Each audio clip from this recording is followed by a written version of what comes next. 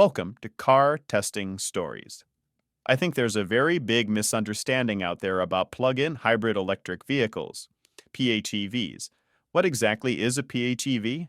Most people would say it's a car that operates as an EV for X number of miles and then as a hybrid after its battery is depleted, right? They're the perfect real-world compromise, an EV for everyday commuting and efficient hybrid for traveling to avoid fast-charging headaches. Indeed, that's how the now defunct Chevy Volt used to work. But most of today's PHEVs don't work that way. Let's take, for example, the 2025 Mazda CX-90 PHEV, which we recently tested. Here's our graph of this CX-90's full acceleration. It's a little slower than average, but no problem. It's perfectly competitive. But I'd like to point out two things here. This 323 horsepower number is the car's total power, its combined EV and gas engine power, and the power level that produced this graph. Notice that the graph goes from 0 to 65 miles per hour. That's what we're calling a sensible merging speed. Which brings us to what this graph means in the real world, let's say on an on-ramp. This one is 1,000 feet long, which is about average according to Caltrans.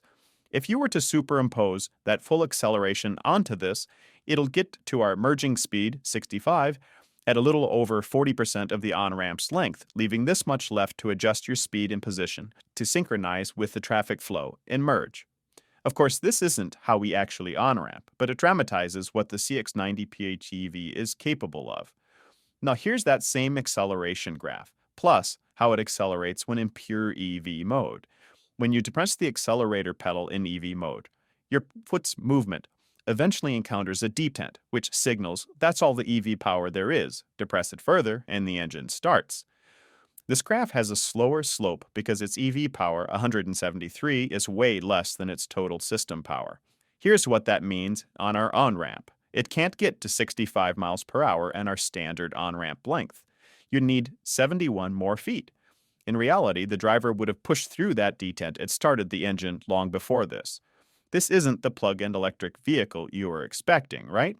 What ends up happening with these newer PHEVs is they have these periodic and unpredictable instances of engine starting and gas burning that pockmark what you were probably expecting to be a quiet, vibrationless all-EV commuting experience. The result is that some drivers will be less motivated to plug in at all. A PHEV's total power needs to be dominated by its electrical power, or buyers might just pass on them as EV alternatives and just get a simpler hybrid instead.